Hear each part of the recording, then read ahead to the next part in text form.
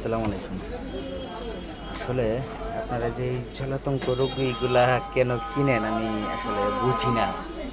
আমাদের কাছে আইসা শুধু আপনারা বলেন যে ট্রান্সফর্মার কি তামার দিবেন নাকি সিলভারের দিবেন?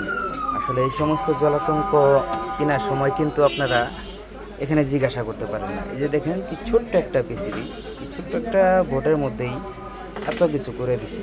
আসলে এগুলো ওইরকম টেকসই হয় না। তবে এই বোর্ডটা মোটামুটি টেকসই ছিল। আসলে এগুলার মানে মাইক্রো কন্ট্রোলার বা টিএলপি এগুলা পাওয়া যায় না, যার জন্য এগুলা সবসময় ঠিক করা সম্ভব হয় না। তো আপনারা চেষ্টা করবেন আপনাদের কাছে যে কাছাকাছি যারা আইপিএসের কাজ করে বা ভালো কাজ জানে, অনেক পুরাতন লোক, তাদের কাছ থেকে আইপিএস বানানোর জন্য বা সার্ভিস করানোর জন্য। তাছাড়া কিন্তু আপনারা একটা আইপিএস থেকে ভালো সার্ভিস কখনো পাবেন না। তো আপনারা সবসময় চিন্তা করবেন যে না, ভালো কোনো একটা কিছু মানে লাগাতে বা ভালো কিছু কিনতে।